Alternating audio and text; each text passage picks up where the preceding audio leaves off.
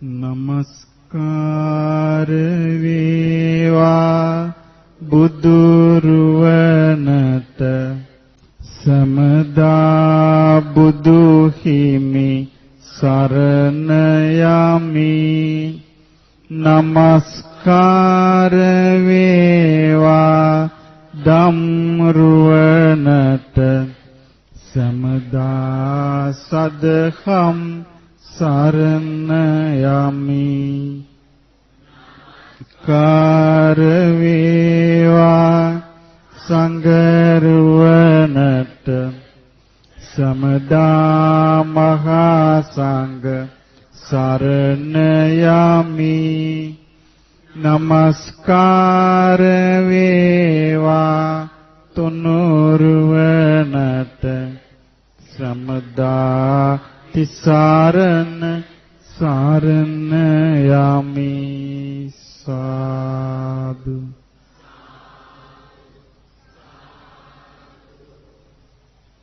පින්වත්නි,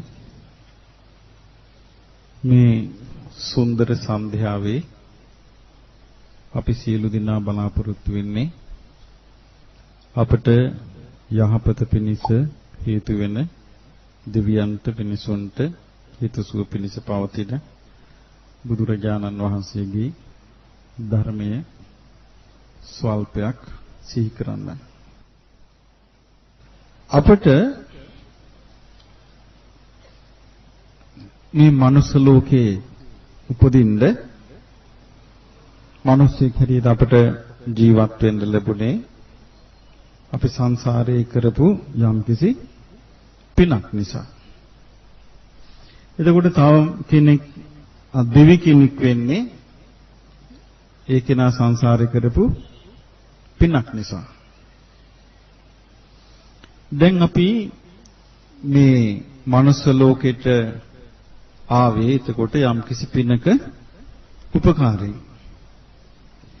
හැබැයි මිනිස් ලෝකෙට අපි එද්දී දැන් අපි පුංචි කාලේ ඉඳලා වැඩෙද්දී ඔබට තේරෙනවා ඇති අපිට එක එක පුරුදුවල බලපෑමක් තියෙනවා. සංසාර පුරුදුවල බලපෑමක් තියෙනවා. සමහරු කැමති පුංචි කාලේ ඉඳලා චිත්‍ර අඳින්න. සමහරු කැමති පොඩි කාලෙම සින්දු කියන්න. සමහර ගායකයන්ගේ ජීවිත ගත්තොත් ඒගොල්ලෝ කියනවා ඉස්කෝලේදීම ඩෙස් එකට ගහ සින්දු කිව්වා කියලා. සමහරු කැමති චූටි කාලෙම නටන්න. එතකොට අපිට පේනවා යම්කිසි සාංශාරික පුරුද්දක් එනවා. මට මේ ඊයේ පෙරේද ලියුමක් කියලා තිබ්බ අම්මා කෙනෙක්. ඒ අම්මගේ පුතෙක් ඉන්නවා වයස අවුරුදු 6යි. ඒ අම්මගේ රෙදි අරගෙන තුවා අරගෙන සිවුරක් හැටියට පොරව ගන්නවලු. අනේ අම්මා මාව මහාන කරන්න කියනවා. වයස 6යි. එතකොට අපිට මොකද්ද මේකෙන් තේරෙන්නේ? යම්කිසි පුරුද්දක් ඇවිත් තියෙනවා. එහෙනම් අපි ඉපදෙන්නේ පුරුද්දකට ඇබ්බැහි වෙච්ච ජීවිතයක්. පුරුදු වලට ඇබ්බැහි වෙච්ච ජීවිතයක් තමයි අපි උපත කරා එන්නේ. දැන් ඔන්න අපි ආවා මනුස්ස ලෝකේ. දැන් අපි ආවට පස්සේ සමහර දේවල් තියෙනවා අපි පටන් ගන්නකොට අසාර්ථක වෙනවා. පටන් ගන්න තැනම. සමහර ඒවා තියෙනවා සාර්ථක වෙනවා. එතකොට අපි මේ සාර්ථක වීම සහ අසාර්ථක වීම කියන දෙකටම මුණ දෙන්නේ නැද්ද? මුණ දෙනවා.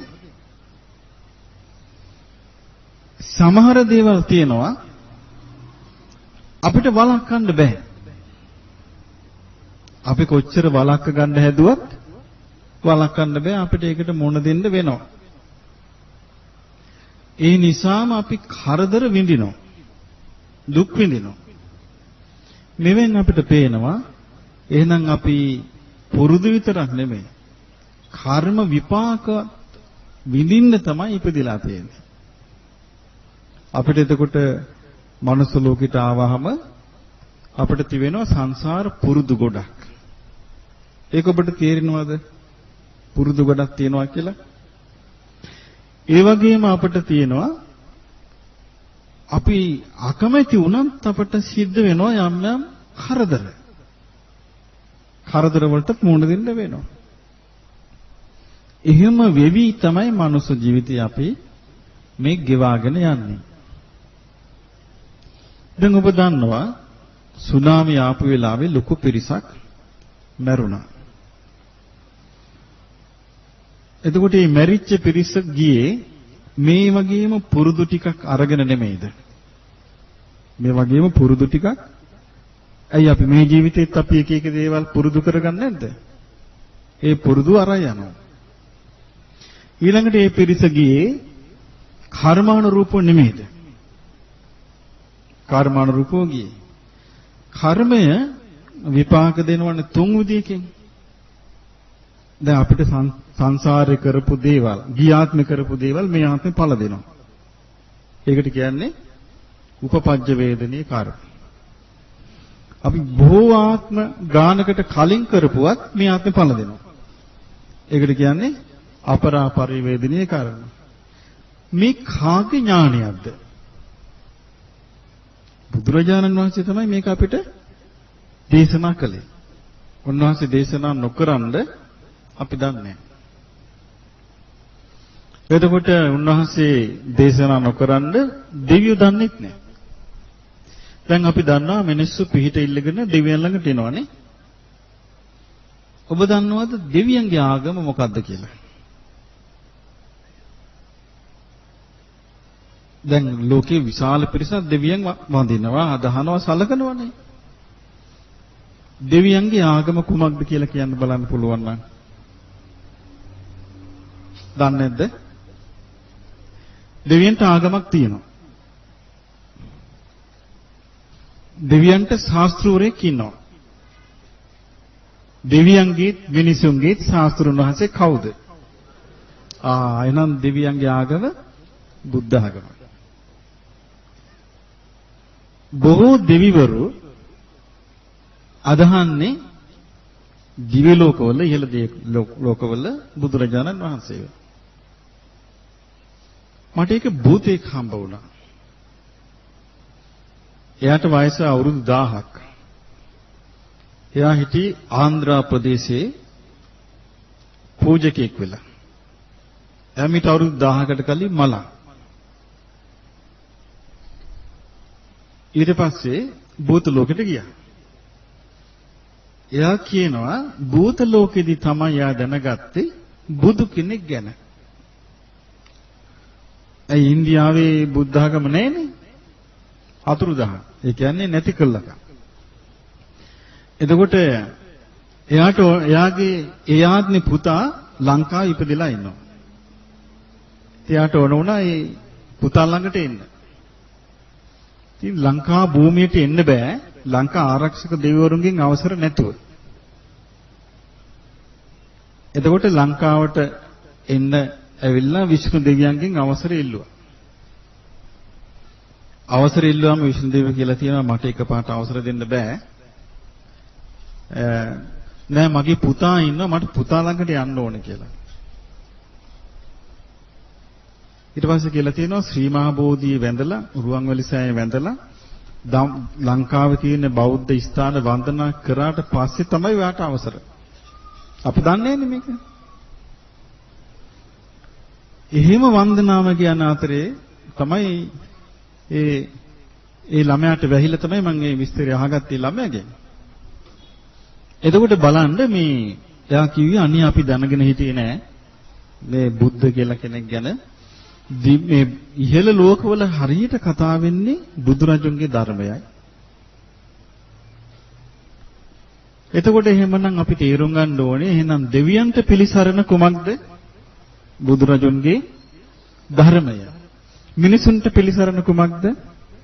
බුදුරජුන්ගේ ධර්මය. බුදුරජුන්ගේ ධර්මයේ තියෙන ප්‍රධානම સિદ્ધාන්තය කුමක්ද? සියලු සංස්කාර අනිත්‍යයි. හැම දෙයක්ම අනිත්‍යයි. මේ අනිත්‍යයි කියන එක අපිට තේරුණා නම් අපිට අවබෝධ වුණා නම් අපිට විශාල යහපතක් අපේ ජීවිතවලට උදා කරගන්න පුළුවන්. මේ ගොඩක් මිනිස්සු අවංක වෙන්නේ නැත්තේ මේ අනිත්‍ය ලෝකයක් කියලා දන්නේ නැති නිසා. දැන් ඔබ දන්නවා ඇති මේ පසුගිය දවස්වල ওই දේශපාලන මිනිමරුන් ගියානේ. කාටද වාසි? කාටවත් නැහැ. කවුද යමක් ලබා ගත්තේ? කවුරුත් නැහැ. දෙපැත්තටම ලාභයක්ද පාඩුවක්ද? පාඩුවක්. මොකද්ද හේතුව? අනිත්‍යයි කියලා දන්නේ නැහැ. එතකොට බලන්න මේ අනිත්‍යයි කියලා නොදන්න එක ඒ විදිහටම අපේ ජීවිතවලටත් බලපානවා. දැන් මිනිස්සු මේ අනිත්‍යයි කියලා දන්නවා නම් අඩුංගෙ දෙයක් කඩවඩා ගන්නේද? නෑනේ. තව කෙනෙකුට හානියක් කරයිද? නෑනේ. අනුන්ගේ පවුලක් කඩා හිරුවයිද? නෑනේ. එතකොට මේ හැම එකකටම මුල මොකද්ද? මේ ජීවිතය ගැන යාගේ තියෙන නොදැනීම. එතකොට මේ ජීවිතය ගැන දැනුවත් කරන්න තමයි බුදුරජාණන් වහන්සේ ධර්ම දේශනා කළේ. මම මේ ජීවිතය ගැන බුදුරජාණන් වහන්සේ දැකපු විදිය ගැන ලස්සන සිද්ධියක් ඉන්දියාවේ සිද්ධ වුණා. එක රහතන් වහන්සේ නමක් එක ගෙදරකින් දාන්නේ වළඳන්න පුරුදු වෙලා හිටියා. ඉතින් ඒ ගෙදරම අවුරුදු 10ක් තිස්සේ රහතන් වහන්සේ දානේ වළඳනවා. ඒ ගෙදර ප්‍රධානියා මේ මණික් උපදාන කෙනෙක්. දවසක් කොසල් රජුරුව මණිකක් ගෙනත් දුන්නා මේක හානික උපදාලා එවන්න කියලා. එදා මේ රහතන් වහන්සේ වැඩලා ස්තූපයේ මේ වගේ සුදු රෙද්දක් දාලා පුටුවක රහතන් වහන්සේ වැඩ ඉන්නවා. එතකොට එදා මේ ගෙදරට මස් වගේක් හම්බ වෙලා මෙයා මස් කප හිටියා. අර මණික දුන්නාම මෙයා ලේ සහිත අතින්ම මේ මණික අල්ලගෙන මේසෙ උඩින් තිබ්බා. මේ ගෙදර ඉන්නවා ඒක කුරුල්ලෙක්, හදන කුරුල්ලෙක් ඉන්නවා. කොස්වාලියෙක් ඉන්නවා. ඉතින් මේ කුරුල්ලා මේක මස් කැටියක් කියලා හිතාගෙන ගිල්ලා. දැන් මේක ගිලිනවා දැක්කා අර රහතන් වහන්සේ. අර මේ ඒ මිනිස්සයා මස් කපලා අත හොදන්න ගියා පිටිපස්සට. ගිහලා අත හොදගෙන ආවා මණික අරන් තියන්. එන්නකට මණික නැහැ. ඊට පස්සේ ගේ ඇතුළට ගිහිල්ලා ඇහුවා "හාමිනේ කවුද මණික ගත්තේ?" ඒගොල්ලෝ කිව්වා ගත්තේ නැහැ. ළමයි යන්න ගාලා ඇහුවා "ළමයිනේ මණික ගත්තද?" ළමයි කිව්වා "ළමයි ගත්තෙත් නැහැ." අර රහතන් වහන්සේ කියලා දන්නේ නැහැ. ඇහුවා "හාමුදුරුවනේ මෙතන මම මණික තිබ්බා කවුරුත් ගත්තද?" දැන් රහතන් වහන්සේ දැක්ක මේ මණික අර සතා ගිලිනවා. රහතන් වහන්සේ බිම්බලාගෙන ඉන්නවා.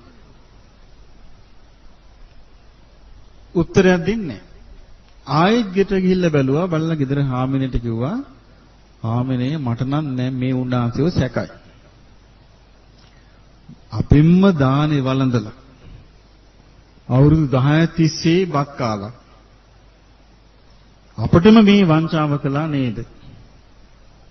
ආයෙ ගිහිල්ලා කිව්වා "හාමුදුරනේ මේක සෙල්ලම් වැඩක් නෙමෙයි. රජුරවන්ට 16 වෙලාවත් අපිට මේ මණිකේ වටිනාකම ගෙවන්න බෑ. ඇත්ත කියන්න තමුන්නාසේ නේද මේක ගත්තේ?" දැන් රහතන් වහන්සේ නිස්සබ්දයි. ඊට පස්සේ ආයෙ දැන් මෙයා කලබලලා හොයනවා. ඊට පස්සේ හාමිනේ කියනවා "අනේ කවදාවත් අපේ හාමුදුරන්ට මොකොත් කියන්න එපා. උන්වහන්සේගේ අතේ මේ වගේ දෙයක් සිද්ධ වෙන්න බෑ. උන්වහන්සේ කියපු ධර්මයට අනුව නම් මේ වගේ දෙයක් සිද්ධ වෙන්න බෑ" කිව්වා. ඉතින් එතකොට මෙයා අහනවා "එහෙමනම් මණික කෝ?" මණික නෑ. ඊට පස්සේ අර මනුස්සයා මොකද කියලා ගිහිල්ලා හොඳට කඹයක් කරන් ආවා. ඇවිල්ලා හාමුදුරන්ට කිව්වා "හාමුදුරනේ දැන්වත් කියාපිය ඇත්ත. මණිකට මොකද වුනේ?" මේක හාමුදුරනේ නිස්සබ්දයි. මං අහගන්නම් කිව්වා. කියලා මොකද කළේ? උන්වහන්සේගේ හිස වටේට අර කඹේ දාලා තද කළ ඇඹරුවා. ආවරණයකට ඔළුව කැරකිලා වැටුණා. දැන් නහයෙන් ලී කැටියක් විසි වුණා.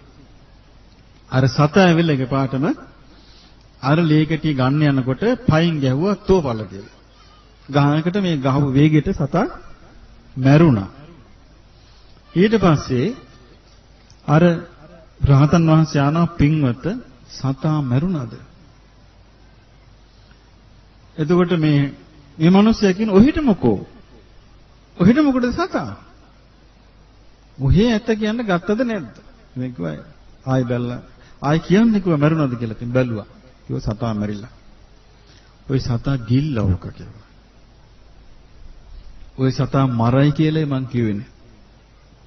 ඉතින් මරිච්ච සතාගේ බඩපල්ල බැලුවා මැණික තියෙනවා. ඉතින් අර රහතන් වහන්සේට අඬන්න පටන් ගත්තා. අනේ ස්වාමීනි සමාවෙන්න.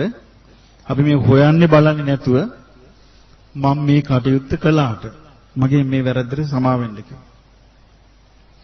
රහතන් වහන්සේ පිළිතුරු දුන්නා මේක ඔයාගේ වැරද්දක් නෙමෙයි.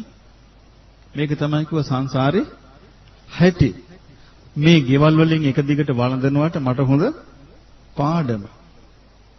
ආයෙනම් මම ජීවත් වෙනකන් ගියක් ඇතුළට යන්නේ නැහැ කිව්වා. රහතන් වහන්සේ අමාරුවෙන් ඒ ගෙදරින් පිටත් වෙලා වැඩියා. අර මැරිච්ච කුරුල්ලා ඒ ගෙදර බිරිඳගේ බඩේ උපන්නා. දරුවෙක් වෙලා. තාත්තා මැරුණා. මැරිලා නිරේ ගියා. රහතන් වහන්සේ ඒ අසනීපෙන්ම පිරිනවම් පෑවා. දැන් මේ සිද්ධි මාලාවේ තියෙනවා එක්කෙනෙක් මව් කුසේ උපන්නා. තව කෙනෙක් නිරේ ගියා. තව කෙනෙක් පිරිනවම් පෑවා. බුදුරජාණන් වහන්සේ දේශනා කළා ගබ්බ මේකේ උප්පජ්ජಂತಿ. එක්කෙනෙක් මව් කුසේ උපන්නා. නිරයම් පාප කම්මිනෝ පව කරපු එක්කිනා නිරේ උපන්නා. සග්ගං සුගතිනෝ යන්ති. අන්න අම්මා දෙවියන් අතර උපන්නා. පින් කරපු එක්කිනා දෙවියන් අතර ගියා. පරිනිබ්බන්ති අනාසවා. කෙලෙස් නැතුව හිටපු එක්කිනා පිරිනවම් පෑවා. ඉතින් මේ නිසා මේ වගේ ලෝකයක් තියෙන අපිට එක එක සාංශාරික සම්බන්ධ. දැන් මේ වෙනස් වෙන ලෝකෙ තුල දැන් අපි කිව්වා දැන් අර මැරිච් එක්කෙනා මව් කුසේ ආවා. තව එක්කෙනෙක් නිරේ ගියා. තව එක්කෙනෙක් දෙවියන් අතරට ගියා. මේ ඔක්කොම සිද්ධ වුණේ තමන්ගේම ක්‍රියාවෙන් නේද? තමන්ගේම ක්‍රියාවෙන් සිද්ධ වුණේ. දැන් අපි නොදන්න දෙයක් තියෙනවා පින්වත්නි. මේ මනුස්ස ලෝකෙට ආවට පස්සේ අපට තියෙනවා විශේෂ හැකියාවක් පිහිටලා. හැබැයි 100%ක්ම මිනිස්යන් ඒ හැකියාව ප්‍රයෝජනෙ නොගෙන මැරෙනවා. මැරුණට පස්සේ ඒ හැකියාවෙන් වැඩක් නැහැ. මොකද ඒ හැකියාව තිබුණේ මනුස්ස ලෝකෙින් දෙන්නේ. මනුස්ස ලෝකෙදි තිබිච්ච හැකියාවෙන් මුකුත් කරන්න බෑ. දැන් අපි ගම්මු ඔබ ගිහිල්ලා කොරියන් භාෂාව ඉගෙන ගන්නවනේ. කොරියන් භාෂාවෙන් මේ රටේ ජොබ් තියනවද? නැහැ. එහෙමනම් කොරියන් භාෂාවෙන් ලියන්න පුළුවන් වුණා කියලා කියන්න පුළුවන් වුණා කියලා මේ රටේ හිටියයි. ඉන්න කෙනාට ඒකේ වැඩක් නැහැ. ඒකේ වැඩේ තියෙන්නේ ඒ පරිසරයේ හිටියොත් විතරයි. ඒ ප්‍රයෝජනේ තියෙන්නේ. කොරියාවට ගියොත් ඒ ප්‍රයෝජනේ තියෙයි. නමුත් මෙහි ප්‍රයෝජනේ නැහැ. අපි කිව්ව ඔබට ඉංග්‍රීසි අකුරක් බෑ. එංගලන්තයට යනවා අහනවා භාෂාව දන්නේ. මං කොරියන් භාෂාව දන්නවා කියයි. නමුත් ඒක එංගලන්තයට ප්‍රයෝජනයිද? ප්‍රයෝජන නැහැ. මේ වගේ මේ මනුස්ස ලෝකෙදී ප්‍රයෝජනවත් වෙන ඔබේ හැකියාවක් තියෙන්න පුළුවන්. හැබැයි මේ මනුස්ස ලෝකේ අහිමි වෙච්ච ගමන් ඒ ප්‍රයෝජනෙ නැතු වෙනවා. දැන් මනුස්ස ලෝකේ ඔබට තියෙනවා නම් යහපත ගොඩනැගීමේ හැකියාව. කුසල් වැඩිීමේ වාසනාව. ධර්මයේ තේරුම් ගැනීමේ වාසනාව. ඒක දියුණු කළොත් විතරක් ඔබ ඒක අරන් යනවා. ඔබ දියුණු කළේ නැත්නම් ඒක අරන් නැහැ. ඒක දියුණු නොවෙන්න හේතු වෙන්නේ මේ වෙනස් වෙනවා කියන කාරණේ, අනිත්‍යයි කියන කාරණේ තේරුම් නොගැනීම. අනිත්‍යයි කියන එක අවබෝධ කරගත්තොත් අපි මේ ජීවත් වෙන ලෝකේ අපිට මේ කොයි වෙලාවෙ දාලා යන්න වෙයිද දන්නේ. අපි ගත්තොත් දැන් සුනාමියක් આવුත් එන්න පුළුවන්ද බැරිද? දැන් සුනාමියක් આવොත් මෙතන කී දෙනෙක් කොහේ යයිද කියලා ඔයගොල්ලෝ දන්නවද? දේවල් මතක් වෙයි. නෑදෑය මතක් වෙයි. එතකොට තමන්ගේ අනේ මම නැති වුණොත් මගේ ළමයිට මොකද වෙන්නේ කියලා කල්පනා කරයි. අනේ මම ගේ දොර මගේ අසවල් තැන්න බඩු මුට්ටු තියනවා කියලා කල්පනා කරයි. එතකොට දැන් මෙතනදී මැරුණොත් අපි 17 උපදින්නේ නැද්ද ගිහිල්ලා? එහෙනම් අපි මේ එකට හිටියට අපේ සිටිවිලි එක එක විදිහට වැඩ කරනවා නේ. එතකොට දැන් මෙතනදී බැරි වෙලා සුනාමියක් આવොත් මේ වෙලාවේ එතකොට දෙවියන් අතර උපදින්න නම් ඊට උමනා කරන පින්බලයක් තියෙන්න ඕනේ. දිව්‍ය ලෝකෙ එක එක ගොඩක් තියෙනවා. දැන් අපි ගත්තොත් මේ මෙතන වැඩ ඉන්නේ දෙවොල් දෙවියෝ, ඊළඟ කතරගම දෙවියෝ, ඊළඟට පත්තිනි මෑණියෝ, මේ ඔක්කොම ආйти භූමාට දෙවිවරුන්ට. භූමාට දෙවිවරු කියන්නේ පොළොව වාසී. මෙතනින් ඉහළ ලෝකවල තමයි ධර්මයේ තියෙන්නේ. මේ පොළොවසී දෙවිවරු හරි අමාරු වෙట్లా ඉන්නේ. මේ මිනිස්සු පුද පූජාවක් දීලා සලකලා මේ මිනිස්සුන්ගෙන් වැඩ ගන්න, දෙවියන්ගෙන් වැඩ ගන්න. එතකොට දෙවියන්ට ධර්මය අවබෝධ කරගන්න අවස්ථාවක් නැහැ. මේ නිසයි බුදුරජාණන් වහන්සේ දේශනා කළේ මහණෙනි දෙවියන්ටයි මිනිසුන්ටයි හිතසුව පිණිස මේ ධර්මය කියන්නේ. නැත්තම් මොකද දැන් සාමාන්‍ය මිනිස්සු ලාභ සත්කාර වලට ආස නැද්ද? ආසනේ. ලාභ සත්කාර ප්‍රශංසා කීර්ති සම්මාන වලට ආසයි. එතකොට සාමාන්‍ය මිනිස්සයා මේ ආසයි. මේ ආස දෙයට අහු වෙනවා. දෙවියොත් ආසයි. ඒගොල්ලොත් අහු වෙනවා. මේකට ආස නැති වෙන්න නම් එයාට තේරෙන්න ඕනේ මේවා අනිත්‍යයි කියලා. මේක වෙනස් වෙන ලෝකෙට අයිති දේවල් කියලා තේරෙන්න ඕනේ. අන්න තේරුණාම එයා මේ වෙනස් වෙන ලෝකෙ තුල අපිට తాවකාලිකව ඉඳ ලැබිච්ච එකක් තියෙන්නේ. මේකෙන් අපි බේරෙන්න අපිට මීට වඩා විශේෂ තත්යකට යන්න අවස්ථාවක් නැද්ද කියලා කල්පනා කරන්න ඕනේ. දැන් අපි සාමාන්‍ය ජීවිතේ කල්පනා කරනවානේ. දැන් අපි ගත්තොත් බයිසිකලයක අනේක කෙනා කල්පනා කරනවා මට මේ බයිසිකලයට වඩා කොච්චර හොඳද බයික් එකක් තිබ්බොත්. මෝටර් බයික් එකක්. හිතන්නේ නැද්ද යා? කල්පනා කරනවා. මෝටර් බයික් එකේ අනේක කෙනා කල්පනා කරනවා මීට වඩා හොඳයි මට ත්‍රී වීලර් එකක් තියෙනවා. ත්‍රී වීලර් එකේ අනේක කෙනා කල්පනා කරනවා මීට වඩා හොඳයි මට සාමාන්‍ය පොඩි කාර් එකක් තියෙනවා.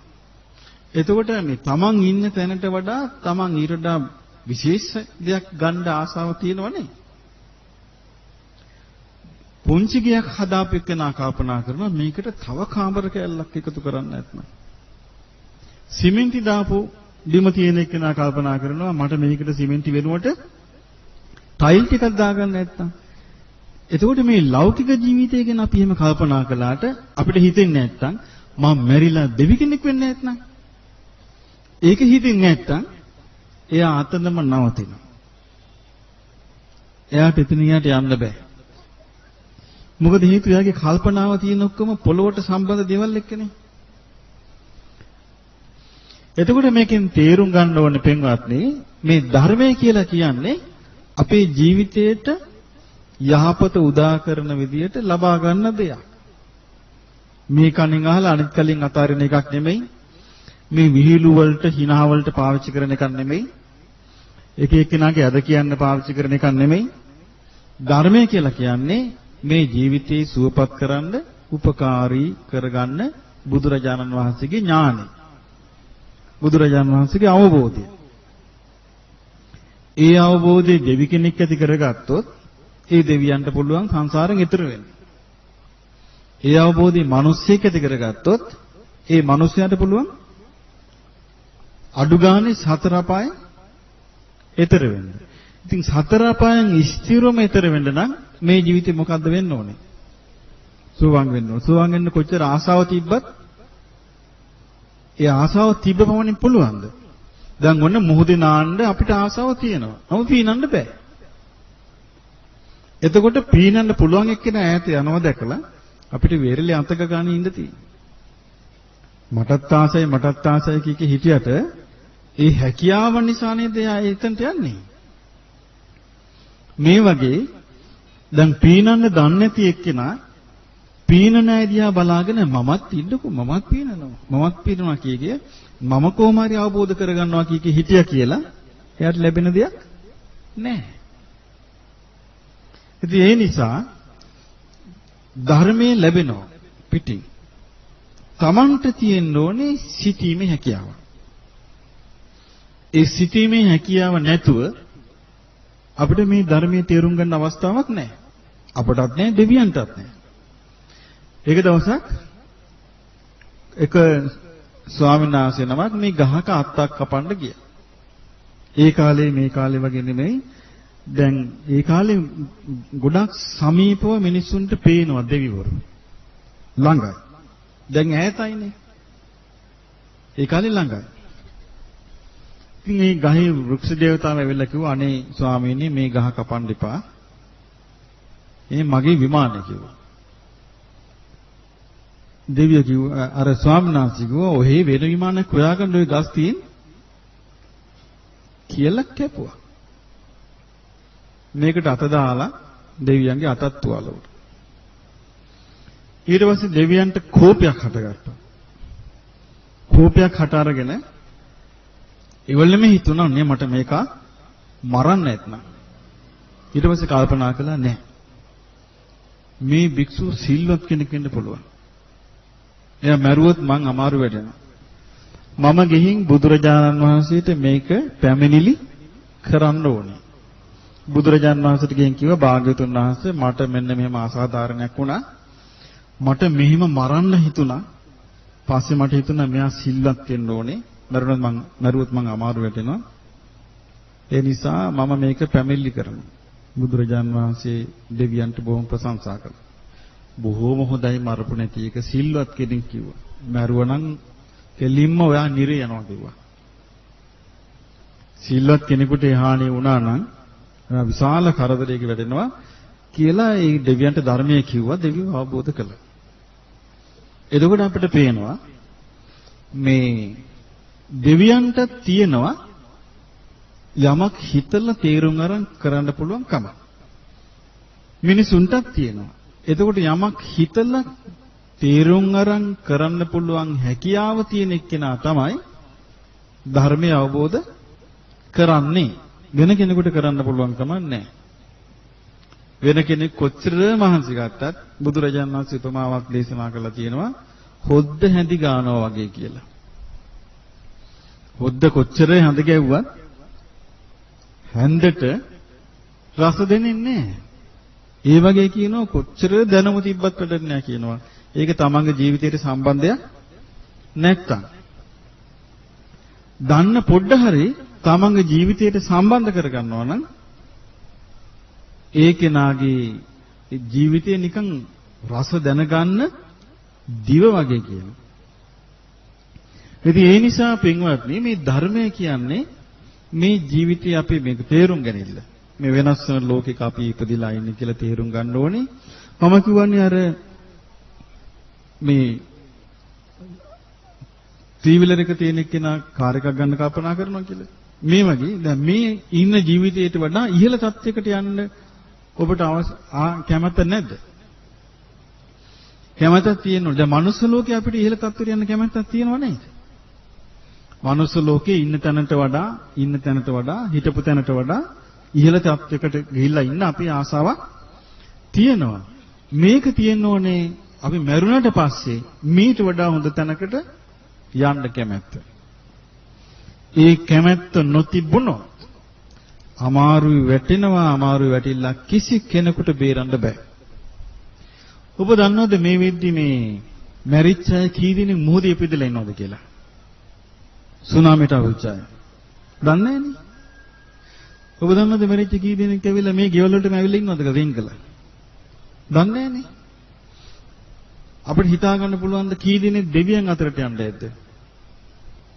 බුදුරජාණන් වහන්සේ ගාවට දෙවිවරු ඇවිල්ලා කියනවා භාග්‍යවතුන් වහන්සේ මේ කාලේ දිව්‍ය ලෝකේ හරියට පිරෙනවා. ඒ භාග්‍යවතුන් වහන්සේගේ ධර්ම නිසා කියලා. එහෙනම් බුද්ධ කාලේ ජීවත් වෙච්ච අය මැරෙන අය කොයිද වැඩිපුර ගිහින් තියෙන්නේ? දෙවියන් අතරේ. අසුර ලෝකෙ පිරිනවනවා කියනවා. දිව්‍ය ලෝකෙ දිවිනවනවා කියනවා. දැන් බුද්ධ ශාසනය පිරිහිච්ච කාලෙ මේ. අපි මේ දැන් දිනුව අපි බලන්නේ ගොඩනැගිලි වලින්. ලස්සනට තියෙනවා නම් අපි ලස්සන පෙරහැරවල් කරනවා නම් සෙනඟ ගොඩාක් වෙනවා නම් කානිවල් තියෙනවා නම් අපි කියනවා දිනුව. අපි දැන් දිනුව බලන්නේ මේ විදිහටනේ.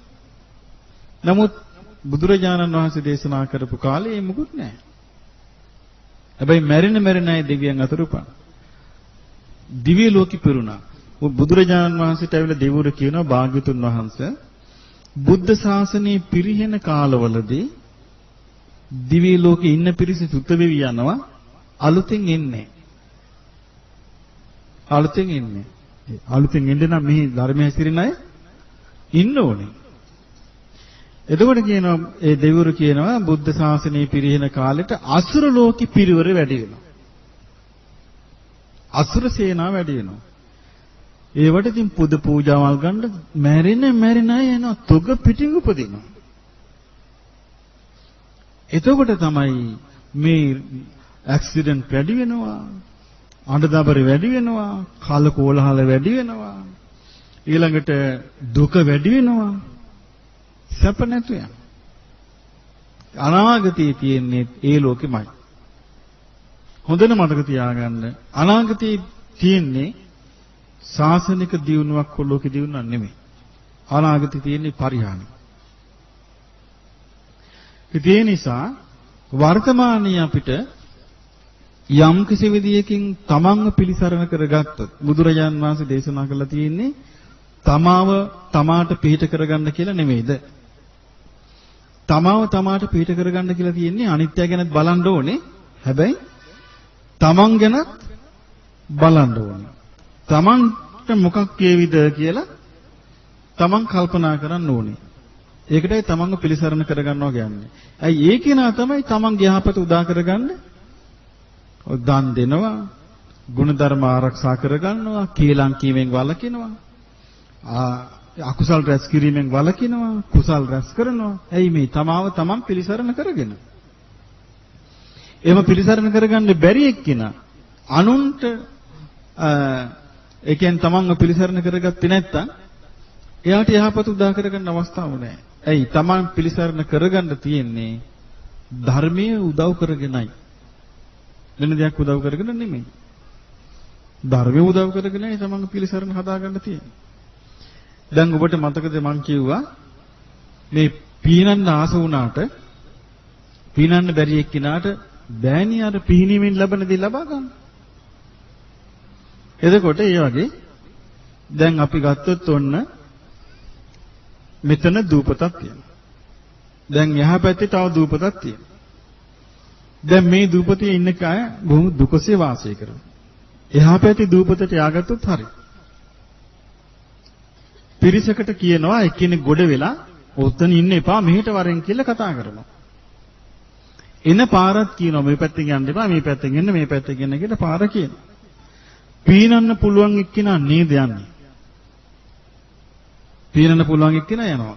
ඔන්න ඊට පස්සේ අපිට ආරංචි වෙනවා දූපතක් තියෙනවා. මේ පාරේ ගිය පිරිසක් ඉන්නවා පීනගෙන. ඔන්න ආරංචි වෙනවා. ඔන්න අපි පීනන්න ඕන කියලා හිතාගෙන බහිනවා වතුරට. බහලා දඟලනවා. දඟලුවාට පීන ගන්න බැරි නම් දඟලන්නේ එක තැන. ඊට පස්සේ දඟලලා මොකද කරන්නේ? දැන් බෑ කියලා ගොඩ වෙනවා. හිටියේ තැනමයි. ඉතින් මේ නිසා බුදුරජාණන් වහන්සේගේ ධර්මයේ කරා යන්න නම් එයාට හොඳ ප්‍රඥාවක් ඕනේ විශේෂයෙන් මේ කාලේ. ඇයි එහෙම ප්‍රඥාවක් ඕනේ? ධර්මයේ කියලා නොයෙක් දේවල් ඇහෙනවනේ. දැන් මේ විදිහේ ඔන්න තව මතයක් යනවා බුදුරජාන් වහන්සේ ඉපදුනාලු මේ කිරිදිවල පැත්තේ. බුදු වුණාලු දඹුල්ල පැත්තේ. පිරිනම් පෑවලු මේ මන්නාරම. මේවත් විශ්වාස කරනවනේ. එතකොට බලන්න කොච්චර ඒ වගේ මතවලට සවන් දීමේ හැකියාව අපිට තියෙනවා. සවන් දීමේ නිදහස තියෙනවා. හැබැයි ඒ සවන් දෙන දේ තුල හරි වැරද්ද තෝරගන්න බැරි වුණොත් වැරදි මතයක් ඔබට අහුවෙන්න බැරිද? ආන්ගේ අනතුරු දැන් ගොඩාක් තියෙනවා. මම කිව්වේ ඒකයි. මට මතකයි ඒ කාලේ අපිට ආච්චිලා කියනවා අනේ ස්වාමීනි මම ඉතින් ওই බුද්ධ දේශනා ඉගෙනගෙන කියනවා අම්මලාට කියනවා වයසක අම්මලාට දෙවියන් අතරට යන්න මහන්සි ගන්න. අනේ බෑ කියනවා. ඇයි කියලා ඇහුවා. පින් කරගන්න බෑනේ ගියාම. එතකොට එහෙනම් අහලා තියෙන්නේ ධර්මයේද අධර්මයේද? අධර්මය අහලා. ඇයි බුදු ගුණයක්ම තියෙනවා. දෙවියන්ගේ මිනිසුන්ගේ ශාස්ත්‍රුන් වහන්සේ සත්තා දේවානුස්සාන. ඒ පදේවත් තේරුම දැනගෙන නැහැ. එතකොට දෙවියන් අතර යන්න අදහසකුත් නැත්තම් ඊට පස්සේ මොකද වෙන්නේ?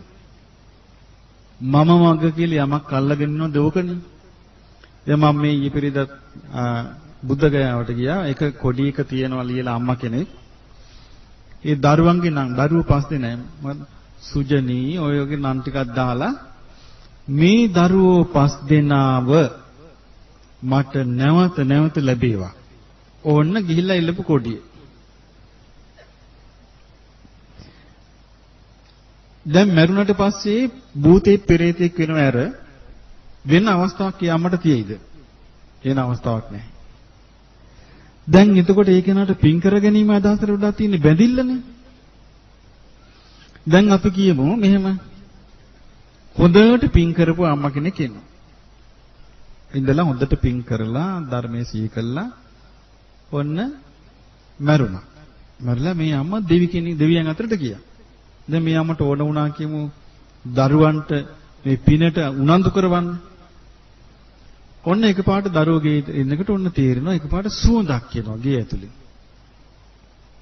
එතකොට පේන ඕන ළමයි කියනවා අම්මේ ආච්චි වගේ කෙනෙක් ලස්සනට ඇඳගෙන ආභරණ වලින් සැරසිලා hina වෙගෙන ගියා කියලා. එතකොට ගෙදර කට්ටියට ඇති වෙන්නේ සතුටක්ද බයක්ද? එහෙනම් කියනවා ඔව් පුතේ ආච්චි හොඳට පින් කළානේ. ස්ථිරවම හොඳ තැනක තමයි කියලා ගෙදර අය සන්තෝෂ වෙන්නේ නැද්ද? එහෙනම් මතක් කරන්නේ මොකද්ද ආච්චි කරපු පින? තව ආච්චි කෙනෙක් ඉන්නවා ඒ මොකුත් නැහැ. ඔය ආච්චිත් මල. ඔන්න ටික දවසක් යනකොට ගේ ඇතුලෙන් අමුතු ගඳක් එනවා. ඔන්න පිරිස ලෙඩ වෙනවා. ඊට පස්සේ ඔන්න කෑ ගහගෙන මේ ළමයි ඇහැරෙනවා රැයට. ඇයි? ආච්චි හූරලා අර ග්‍රීස් ළමයි වගේ. එතකොට ඊට පස්සේ ඔන්න ගෙදර ලෙඩ වෙනවා, අසනීප වෙනවා, සල්ලි හම්බ කරනවා දාලා පිච්චිලා යනවා, මුකුත් කරගන්න බෑ. ඔන්න හොයලා බැරි නම් පෙරේතෙක් වෙලා ඔන්න රිංගලා. එතකොට ගෙදර අය මොකක්ද කියන්නේ? අනේ කමන්නේ පෙරේතය වෙලා හරි වුන්දේ ආවනේ. එහෙම කියනවද? නෑනේ. මොකද්ද කියන්නේ? අනේ මැරිලා කොහේ හිටියා මොකද්ද මේ අපිට දෙන්න කරදරේ.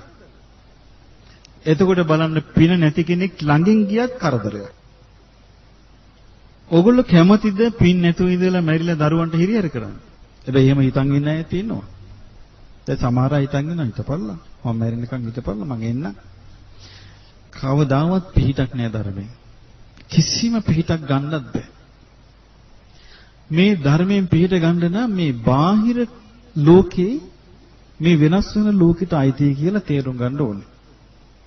තමාත් වෙනස් වෙන ලෝකෙට අයිති කියලා තේරුම් ගන්න ඕනේ. ධර්මය අල්ලන්න නම් මම ඔබට කියන්නද හොඳ ලකුණක්. ධර්මය අල්ලන කෙනෙක් අසාධාරණීය Tamanට වෙනකොට මේ අසාධාරණීය මට වෙනවනේ මම මේකට දෙන්නම් වැඩි කියලා කල්පනා කරනවනේ. පලි ගන්න හිතනවනේ. එයාට මේකෙන් ඈතර වෙන්න බෑ. හොඳට බලන්න මේ ධර්මය අවබෝධ කරපු අයගේ චරිත අසාධාරණයෙන් බැට කකා ඒක මෙනෙහි නොකොට ධර්මය මෙනෙහි කළා. ඒ අය විතරයි ජයගත්තේ. ඒ දැන් මේකෙන් බැට කන්නකට ඒකට එරෙවි වුණොත් එයා ඒකට බැඳෙනවා. බැඳුනට පස්සේ එයා හිතනවා හරි මට ඔබ මෙහෙම කළා මමත් ඔබට මෙහෙම කරනවා කියලා හිතනවා. මේක සසරේ හැටි මම මේකෙන් එතෙර වෙන්න ඕන කියලා හිතන්නේ නැහැ. එහෙම නොහිතන කෙනා ආය මේක පැටලෙනවා. කිසි දවසක බුදුරජාණන් වහන්සේගේ ධර්මයේ කරා යන්න බැරි වෙනවා. ඒ නිසා පින්වත්නි බුදුරජාණන් වහන්සේගේ ධර්මයේ කරා ගියේ ප්‍රඥාවන්ත අයද ප්‍රඥාව නැති අයද? ප්‍රඥාව කියන එක අපිට පිහිටලා තියෙන එකක්. ඒක අපි එක එක්කෙනාට පිහිටලා තියෙන්න ඕනේ. ඒක අපිට පිහිටලා නොතිබුණොත් අපි විශාල කරදරයක වැටෙනවා. ඒ මොකද හේතුව අපිට හැමතිස්සෙම හම්බ වෙන්නේ අපි පැටලිලා යන ඒවද අපි නිදහස් වෙන ඒවද? අපි එකින් එක පැටලි යනවනේ. ඉවර වෙනව නෙමෙයි හම්බ වෙන්නේ. ගැට ලිහෙන්නේ ගැට ගැහි යනවා. ඒ නිසා එහෙම යන ලෝකෙක ඒ ගැටවලට අහු නොවි පැටලෙන්නේ නැතුව කල්පනාව පවත්වන්න එයා උපකාර කරගන්න ඕනේ බුදුරජාණන් වහන්සේගේ ධර්මයයි. ඒකට ඉතින් මේ ධර්මයේ දිහා බලුවම තේරෙනවා මේ ධර්මයේ වයසකට අදාළ නැහැ. ඒ කියන්නේ මේ තරුණ වයසක අයයි මේක අවබෝධ කරගන්න ඕනේ. නැත්නම් තරුණ අය මේක අවබෝධ කරගන්න ඕනේ. එහෙම එකක් නැහැ. මේ යමෙක් ප්‍රඥාවන්තද එයා අවබෝධ කරගන්න. එතකොට අපි මේක තේරුම් ගත්තම හරි පහසුයි. යමෙක් ප්‍රඥාව තියනවාද ඒ ප්‍රඥාව තියෙන එක්කෙනා විතරයි මේ ධර්මය අවබෝධ කරන්නේ. යමෙකුට ප්‍රඥාව නැද්ද එයාට කොච්චර කිව්වත් තේරෙන්නේ. දැන් අර අම්මා අර දරුවෝ 5 දෙනාටම ආයි පැතිය මොකද? ඒ අම්මා අහු වුණානේ ඒකට. සමහරට ඒ අම්මට ඒ දරුවන්ගෙන් ලොකු ආදරයක් ලැබෙනවා ඇති. හැබැයි ඒ දරුවන්ගින්ම ගුටි කාපු දවසට ඒ අම්මා මොකද්ද කියන්නේ? අනේ ಜಾතිත් මේ ಜಾති අය නම් එපා. එහෙම කියන අය නැද්ද? ඇයි මේ පොඩි කාලේ වඩාගෙන අනේ මගේ මැනික කීකී ඉඹ ඉන්න ළමයි ලොකු වුණාට පස්සේ කසාද බැඳලා දීපල වස්තු ඉල්ල දෙමාපියන්ට හිරිහැර කරනකොට ඒ දෙමාපිය මොකද්ද කියන්නේ? මම මේ කර්මයක් ගෙවන්නේ මේ සංසාරේ මේ දරුවෙක් කියලා මගේ බඩේ උපන්නේ මේ මගේ කර්මයක්. එහෙමම කියන අමල නැද්ද? එක වෙලාවක මැනික කියලා ඉඹ හිටියා. ඒ ළමයාටම ආයෙ අර විදිහට කියන්නේ නැද්ද? කියනවා. ඉතින් එහෙම ලෝකයක් මේ තියෙන්නේ. ඉතින් ඒ නිසා මේක හොඳට තේරුම් අරගන්න ඕනේ. හොඳට තේරුම් අරගෙන හොඳට සැලැස්මක් හදාගන්න. ගිහි ජීවිතේ ගත කරන ඔබ ගිහි පැවිදි කතාවක් නැහැ සැලැස්මකට. සැලැස්මක් හදාගන්න ඕනේ. ඒ සැලැස්ම තුල තියෙන්න ඕනේ දැන් මනුස්ස ලෝකෙ උපන්න මේ පහළ දිවි ලෝකෙක නම් පිළිසරණ ගන්න තියෙන අවස්ථා අඩුයි. පිළිසරණ ලබා ගන්න නම් චාතුම් මහරජිකෙන් ඉහළට යන්න ඕනේ. චාතුරු මහරජිකේ පාලනය කරන්නේ සතරවරන් දෙවිවරු. දතරාෂ්ට විරූඩ විරූපාක්ෂ වෛශ්‍රවණ. සතරවරන් දෙවිවරු පාලනය කරන්නේ සක්දෙවිඳු. සක්දෙවිඳු අධිග්‍රහිත චාතුරු මහරජිකේටයි තාවතින්සේටයි. ඒ නිසා සක්දෙවිඳුට කියනවා දෙදෙව්ලොවට අධිපති. එතකොට භූමාට දෙවිවරුන්ට චාතුරු මහරජිකේ පේන්නේ නැහැ. චාතුම් මහරජික දෙවිවරුන්ට තවතිසම පේනවා. යාම තුසිත නිමානති පේන්නේ නැහැ. තුසිත දිව්‍ය ලෝකෙට යාම දිව්‍ය ලෝකෙ පේන්නේ නැහැ. යාම දිව්‍ය ලෝකෙට නිමානති පේන්නේ නැහැ. එහෙම තමයි දිව්‍ය ලෝකවල තියෙන්නේ. ඒ මොකද හේතුව ඒක එක්කෙනාට පිනෙන් තමයි ඒක වෙන්නේ. හැබැයි බ්‍රහ්ම ලෝකේ ඉන්න බ්‍රහ්මයන්ට මේ සියලුම ලෝක පේනවා. ඉහළ ලෝකෙල ඉන්න අයට පහළ ලෝකෙ පේනවා. පහළ ලෝකෙ ඉන්න අයට ඉහළ ලෝක පේන්නේ. එහෙම ස්වභාවයකින් තමයි මේ ලෝක තියෙන්නේ. ඒ නිසා අපිට වැඩිපුර ලැබෙන්නේ තොරතුරු පේන්නේ නැති ලෝකවලින් නෙමෙයි. අපිට තොරතුරු ලැබෙන්නේ පේන ලෝකවලින්. දැන් අපි වාසය කරන පොළොවේ නෙමෙයිද? ඒකට අපිට ගොඩක් සමීප වෙන්නේ කවුද? පොළොව වාසී දෙවිවරු. එතකොට අපි දෙවිවරු ඔක්කොම අමාරු වැටෙනවා ධර්මේ නැත්තම්. ඇයි පොළොවාසී දෙවිවරුත් ඉන්නවා අසුරෙත් ඉන්නවා. දැන් මහා සාගරයේ වාසය කරන වැඩිපුර කවුද? නාගයෝ. එතකොට ඒ මේ ආටානාටි සූත්‍රය බොහොම ලස්සනට මේවා විස්තර කරනවා. ඉතින් ඒ නිසා දැන් අපි ගත්තොත් මේ භූමාට ලෝකයක අසුරින් අපි කිට්ටුවට තියෙන්නේ. අපි හොඳට ධර්මයේ පුරුදු කළේ නැත්තම් දැන් ප්‍රේත ලෝක වැඩිපුර මේ පොළොව ආශ්‍රිතව තියෙනවා. දැන් පෙර ආත්මේ මරිච්ච අය අපි අඳුර ගන්නවා. අඳුනගෙන මේ අපි අසෝලානි කියලා ලං වෙනවා. අපිට ධර්මයේ නොතිබුණොත් ඒගොල්ලන්ට ලං වෙන්න පුළුවන් අවස්ථාව වැඩි. දැන් පසුගිය දවස්වල එක අම්මා කෙනෙක් නැති වුණා. ඒ හොඳට ධර්මයේ පුරුදු කළා ඒ අම්මා. මේ පිළිකාවක් හැදිලා ඒ අම්මගේ දුවෙක් පැවිදි වෙලා ඉන්නවා අනගාരിക ආසපුවේ. ඒ අම්මා හොඳට මට ටෙලිෆෝන් කළා. මං කිව්වා අම්මා මේ ඇස කන නාසය දිවකය මනස අනිත්‍ය වශයෙන් වඩන්න මේ රූප ශබ්ද ගන්ධ රස ස්පර්ශ අනිත්‍ය වශයෙන් වඩන්න මේ මහ පොළොවට ආති දේවල් වලට ආස කරන්න එපා. දෙවියන් අතර උපදින හිත හදාගන්න. අනේ ස්වාමීනි මං එහෙම තමයි හදන් ඉන්නේ කිව්වා. දැන් ඒ අම්මා ඉස්පිතාලෙන් කිව්වා සනීප කරන්න බෑ එකන් යන්න. ගෙනිච්ච. දැන් අර මෑණියෝ කිව්වා අම්මට උපස්ථාන කරන්න කැමති. ඔන්න මෑණියොත් ගියා. ගිහලා තින් උපස්ථාන කරනවා එක්තරා හවස්වරුවක. එතකොට ඒ අම්මට වයස අවුරුදු 45යි.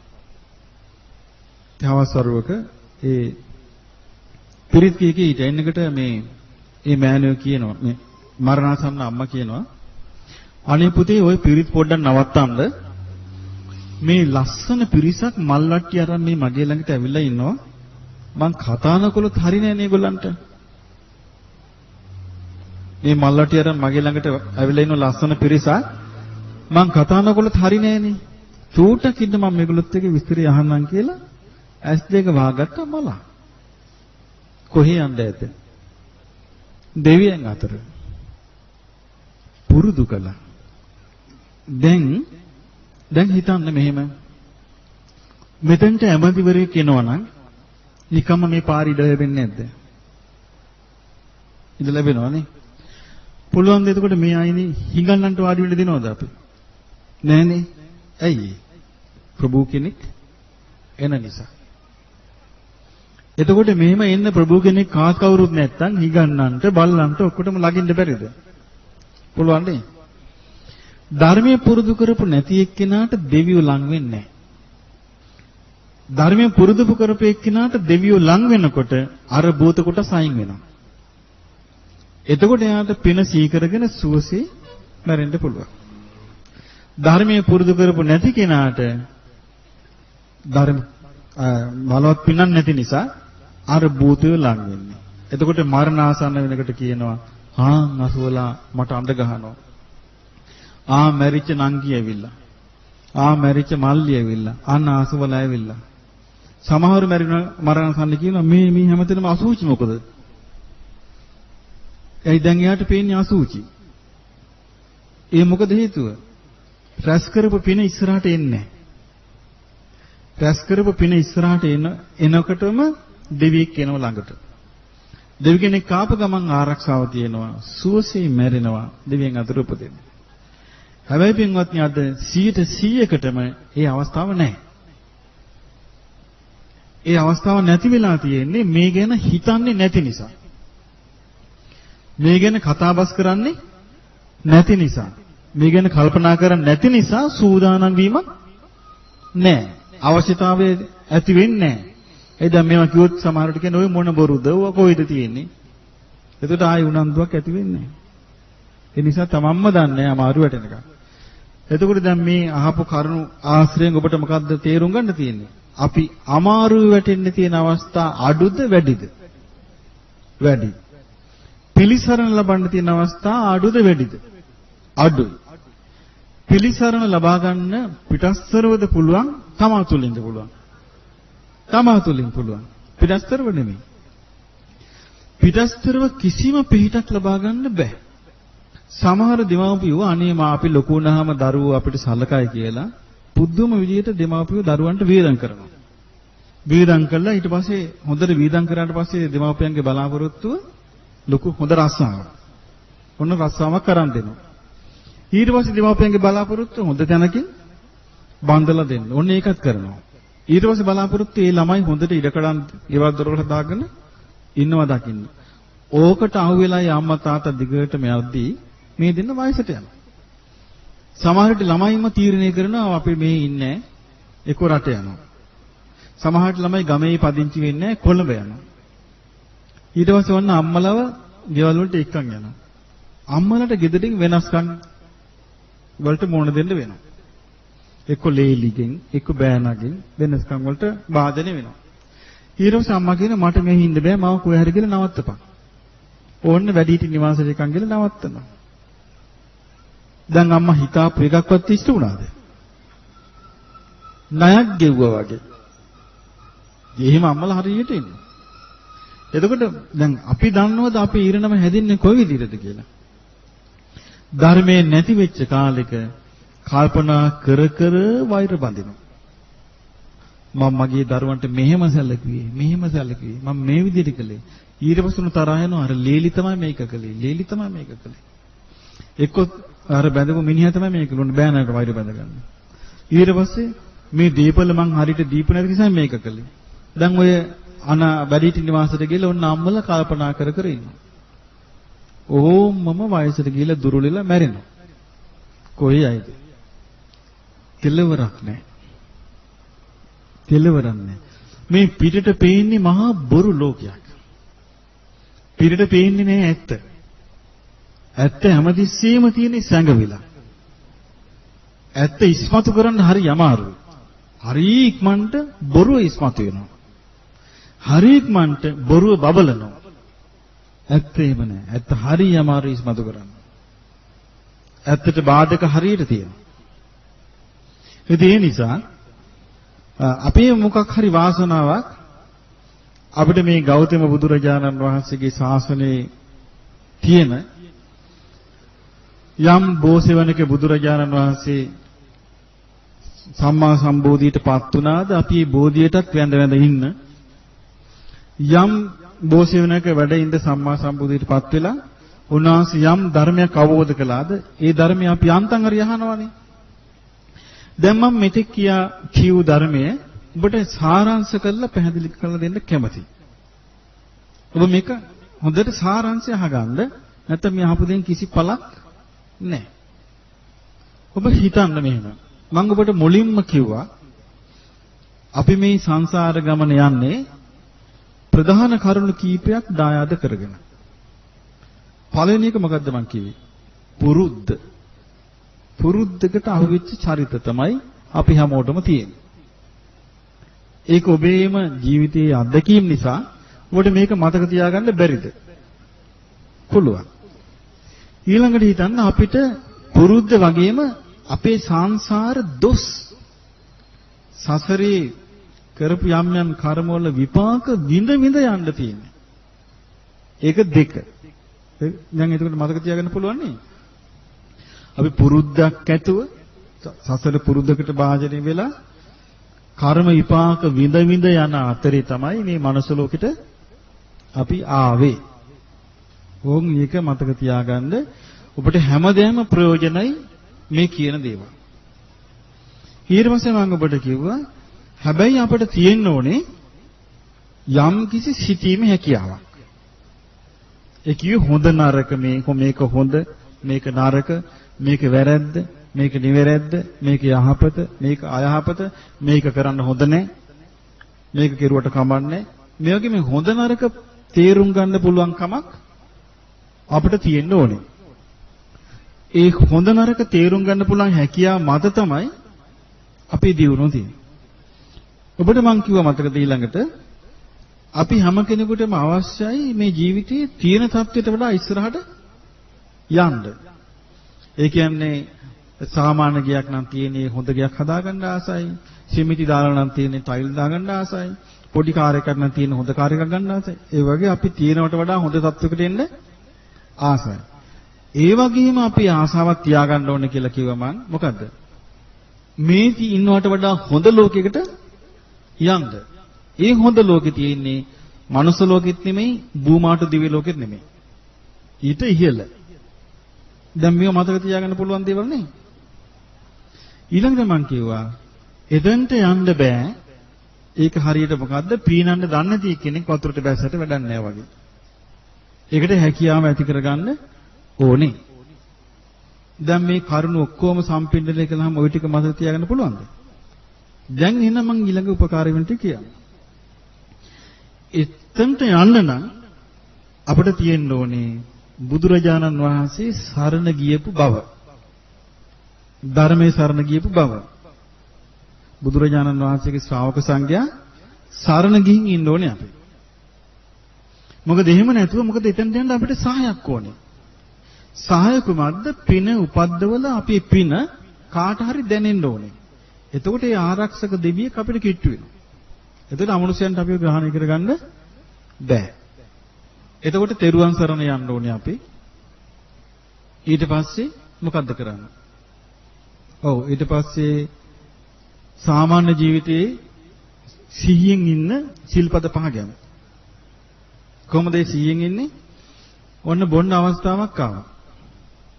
ඒක Tamanට සිහිය තියෙන්න ඕනේ මොකද්ද? මම බොන්නේ. සොරකම් කරන්න අවස්ථාවක් ආවා. Tamanට සිහිය තියෙන්න ඕනේ මම සොරකම් කරන්නේ නැහැ. වැරදි කාම සේවනයේට පෙළඹීමක් ආවා. Tamanට සිහිය තියෙන්න ඕනේ මම මේකට පෙළඹෙන්නේ නැහැ. එතකොට මේ සිහිය විතරක් තිබිලා මදි. ඒකට උමනා කරන වීරිය තියෙන්න ඕනේ. මොකද මේ වැරද්ද පෙනී වැරද්දට වැටෙන්නේ නැහැ නේද? වැරද්ද දැක මේක වැරදි කී වැරද්දට වැටෙන්නේ නැහැ නේද? එතකොට ඒක වෙන්නේ වීරිය නැති කමින්නේ. එතකොට හිතන්න ඕනේ මට මේ වගේ හීන වීරියක මං හිටියොත් මං කරදරයක වැටෙනවා. ඒ නිසා මම කුසලයේ වඩන්න වීරිය දිනු කරගන්න ඕනේ. එහෙනම් තිසරණේ පිටලා කුසල් වඩන වීරිය ඇති කරගෙන ඊළඟට හිතන්න ඕනේ අර මම එක වචනයක් කිව්වා බුදුරජාණන් වහන්සේගේ වචනයක්. ඒක අවබෝධ වුණොත් අපිට ඔක්කොම පිරිමහ ගන්න පුළුවන් කියලා. මොකක්ද ඒ? සියලු සංස්කාර අනිත්‍යයි කියන කාරණේ තේරුම් ගන්න ඕනේ. මේ අනිත්‍ය ලෝකයේ තුල අපිට රැකවරණය සලසන්නේ පින් බලයෙන්. ඒත් පින් රැස් කරන්න අපි දාන දීම, ලෝභ නැති සිතින් වාසය කිරීම අපි පුරුදු කරන්න ඕනේ. ආන් ඒ ටික කරගත්තොත් තමන්ව බේරගත්තා. පිටකෙනෙක් තමන්ව බේරන්නේ පිටකෙනෙක් තමන්ව බේරන්නේ. තමන්ව බේර ගන්න ඕනේ කවුද? තමාමයි. තමාමයි තමන්ව බේර ගන්න ඕනේ. පිටස්තර කෙනෙක් තමව බේරලා දෙන්නේ නැහැ. ඒ නිසා මෙන්න මේ ටික අපිටත් දාලා දෙවියන්ටත් දාලා. දෙවියන්ට අවබෝධ කරන්න පුළුවන්. දැන් මේ විදිහට කරුණු සිහි කරගෙන අපි දෙවියන් අතර උපන්නොත් එයා ප්‍රඥාවන්ත දෙවියෙක්ද ප්‍රඥාව නැති දෙවියෙක්ද? ප්‍රඥාවන්ත දෙවියෙක්. එතකොට මේ විදිහට සිහි කරගෙන දාන ආදී පින්කල දෙවියන් අතර උපන්නොත් එයා බල සම්පන්න දෙවියෙක්ද අල්පේසාක්‍ය දෙවියෙක්ද? මහේසාක්‍ය දෙවියෙක් නේ. එතකොට මේ විදිහට පින් කරගෙන යා දෙවියන් අතර උපන්නොත් එයාට කල්යාණ මිත්‍රයෝ හම්බ වෙන දෙවියෙක්ද කල්යාණ මිත්‍රයෝ අතාරින දෙවියෙක්ද? කල්යාණ මිත්‍රයෝ හම්බ වෙන දෙවියෙක්. එහෙනම් මේ සියල්ල තියෙන්නේ තමන් කරන දේ අනුවයි. ඒ නිසා මේක තේරුම් ගත්තාම හරි මේක තමයි ධර්මය කියන්නේ. එතකොට ඔබට දිව්‍ය ලෝකෙ ගියොත් ඔබට වාසිය තියෙනවා. ඇයි? මනුස්ස ලෝකේ අවුරුදු 50ක් තවදිසාවේ එක දවසක්. එහෙනම් මේ දිව්‍ය ලෝකවල හරියට ඉන්නවා. මනුස්ස ලෝකේ අවුරුදු 100ක් තුසිත දිව්‍ය ලෝකෙ එක දවසක්. එතකොට මිනිස් ලෝකේ බුදුරජාණන් වහන්සේ ධර්ම දේශනා කරද්දී ඒ ධර්මය අහපු මගපල්ලාභී දෙවිවරු නැද්ද? ලක්ෂ කෝටි ගණනක් ඉන්නවා. දැන් තියෙන්නේ මේ මිනිස්සුන්ට එතනට ය아가න්න විදිහක් නැහැ. මිනිස්සු අමාරු වෙටිලා. ඒකයි වෙලා තියෙන්නේ. ඒ නිසා ඒකින් අත් මිදිලා සතර අපායට වැටෙන එකකින් අත් මිදිලා අපිට සියලු රැකවරණය ධර්මයේ තුලින් ලබාගෙන දෙවියන්ට මිනිසුන්ට සතර අපායන් අත් මිදිලා චතුරාර්ය සත්‍ය ධර්මය අවබෝධ කරගන්න වාසනාව ලැබේවා.